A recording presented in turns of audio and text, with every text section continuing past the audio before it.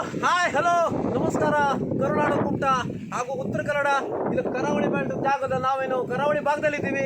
ವಿಶೇಷ ಅತಿಥಿ ಅವರಂದ್ರೆ ನಮ್ಮ ರವಿ ಸಿಂಗರ್ ಕುಮಟ ಅವರು. ಈಗಾಗಲೇ ನಿಮ್ಮ ಚಿರಪರಿಚಿತನ ಮಾಡ್ಕೊಳ್ತಾ ಇದ್ದೀನಿ. ನಾಗರಾಜ್ ಶೆಟ್ ಅಂತ ಕುಮಟದಿಂದ ಈಗಾಗಲೇ ನಾನು ರವಿ ಸಿಂಗರ್ ಕುಮಟ ಅವ್ರನ್ನ ಈಗಾಗಲೇ ಪರಿಚಯ ಮಾಡ್ಕೊಡ್ತಾ ಇದ್ದೀನಿ. ಯಾಕಂತ ಕೇಳಿದ್ರೆ ನಮ್ಮ ರಾಜ್ಯ ವ್ಯಾಪ್ತಿಯಲ್ಲಿ ವಿಶೇಷವಾಗಿ ಒಂದು ಜನರ ಮನಸ್ಸನ್ನು ಗೆಲ್ಲೋದ್ರ ಮೂಲಕ ಸಟ್ಪಟ್ ಡುಡುಮ್ ಅನ್ನುವಂಥದ್ದು ಏನನ್ನು ಜನರನ್ನು ಮನಸ್ಸನ್ನು ಗೆದ್ದಿದ್ದಾರೆ. ಮತ್ತೇನಂತ ಕೇಳಿದ್ರೆ ಹಾಡಿನ ಮುಖಾಂತರ ಅವರದೇ ಶೈಲಿಯಲ್ಲಿ ಹಾಡನ್ನು ಆಡ್ತಾರೆ ಇವರು ರವಿ ಸಿಂಗರ್ ಕುಮಟ ಅವರು. ಅವರದೇ ಆದಂಥ ಶೈಲಿಯಲ್ಲಿ ಒಂದು ನೃತ್ಯವನ್ನು ಕೂಡ ಮಾಡ್ತಾರೆ. ಮುಂದಿನ ದಿನಗಳಲ್ಲಿ ನೀವು ಪ್ರತಿಯೊಬ್ಬರು ಕನ್ನಡಿಗರ ಒಂದು ಹೊಣೆಯಾಗಿದೆ.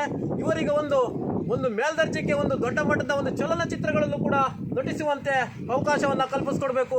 ಒಂದು ದೊಡ್ಡ ಮಟ್ಟದ ಚಲನಚಿತ್ರ ಪ್ರೊಡ್ಯೂಸರ್, ನಿರ್ಮಾಪಕರಾಗಿರ್ಬೋದು, ನಿರ್ದೇಶಕರಾಗಿರ್ಬೋದು, ಇವರಿಗೆ ಒಂದು ದೊಡ್ಡ ವೇದಿಕೆಯನ್ನು ಕಲ್ಪಿಸ್ಕೊಡ್ಬೇಕು. ಅದು ನಿಮ್ಮ ಜವಾಬ್ದಾರಿಯಾಗಿದೆ. ಅದು ಹೆಚ್ಚಿನದಾಗಿ ಫಾಲೋವರ್ಸ್ ಎಲ್ಲ ಆದರೆ ಅವರೇ ಕೂಡ ಬಣಿದು ಇವರಿಗೆ ಒಂದು ಅವಕಾಶವನ್ನು ಕಳಿಸ್ತಾರೆ. ಹಾಗೂ ಕೂಡ ನಿಮ್ಮ ರಾಜ್ಯ ವ್ಯಾಪ್ತಿಯಲ್ಲಿ ಕೂಡ ಇವರಿಗೆ ಫಾಲೋವರ್ಸನ್ನು ಹೆಚ್ಚು ಮಾಡಬೇಕು, ಹಿಂಬಾಲಕರು ಹೆಚ್ಚಾಗಬೇಕು. ಅದೇ ಒಂದು ನಮ್ಮ ಆಶಯ ಆಗಿದೆ. ರವಿ ಸಿಂಗರ್ ಕುಮಟ ಅವರೇ, ಈಗಾಗಲೇ ನಿಮ್ಮ ಅಭಿಪ್ರಾಯವನ್ನು ವ್ಯಕ್ತಪಡಿಸಿ. ನಮಸ್ಕಾರ. ನಾನು ರವಿ ಸಿಂಗರ್ ಕುಮಟ ಅಂಕಲ್ ಬೋರಾಡಿ ಕ್ರಾಸ್ ಸಣ್ಣ. ನಾನು ಜನದಿಂದ ಮೇಲೆ ಬಂದಿದೆ. ನೀವು ಕೂಡ ಸಪೋರ್ಟ್ ಮಾಡಬೇಕು ನನಗೆ. ಹಾಗೆ ನಾನು ಕೂಡ ನಂಬಿದ್ದೇನೆ. ಸಪೋರ್ಟ್ ಮಾಡಿ ಆದಷ್ಟು.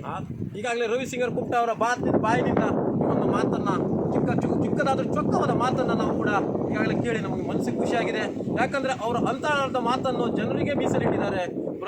ಏನು ನಮ್ಮ ಅಭಿಮಾನಿಗಳೇ ನಮ್ಮನೆ ದೇವರಂತ ಅವರು ಕೂಡ ಹೇಳಿದ್ದಾರೆ. ಅಣ್ಣವರು ಹೇಳಿದಂತೆ ರವಿ ಸಿಂಗರ್ ಕುಮಟ ಅವರು ಕೂಡ ಅಭಿಮಾನಿಗಳವರ ಹತ್ರನೇ ಬಿಟ್ಟಿದ್ದಾರೆ. ಯಾಕಂದ್ರೆ ಕೇಳಿದ್ರೆ ಅವ್ರ ಕಲೆಯನ್ನು ಒಂದು ಕಲಾವಿದರಿಗೆ ಕಲೆ ಮುಖ್ಯವಾಗಿರ್ತದೆ. ಕಲೆಯನ್ನೇ ಮೈಗೂಡಿಸ್ಕೊಂಡು ಅದನ್ನೇ ಜೀವನ ಮಾಡ್ಕೊಂಡಿದ್ದಾರೆ.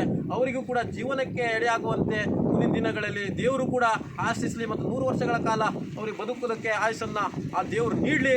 ಮತ್ತು ಸಾರ್ವಜನಿಕರಿಗೆ ದೇವರಂತ ಅವರು ಹೇಳಿದ್ದಾರೆ. ಮತ್ತು ಸಾರ್ವಜನಿಕ ಮತ್ತು ಅಭಿಮಾನಿಗಳಿಗೆ ಅವರು ಕೂಡ ಅವರಿಗೆ ಉನ್ನತ ಮಟ್ಟಕ್ಕೆ ಒಂದು ಬೆಳೆಸುವಂಥ ಕಾರ್ಯ ನಮ್ಮ ಒಂದು ಅಭಿಮಾನಿಗಳದಾಗಿದೆ. ಈಗಾಗಲೇ ನಮ್ಮದು ಒಂದು ಚುಟುಕು ಮಾತನ್ನು ಕೂಡ ಮುಗಿಸ್ತಾ ಇದ್ದೇನೆ.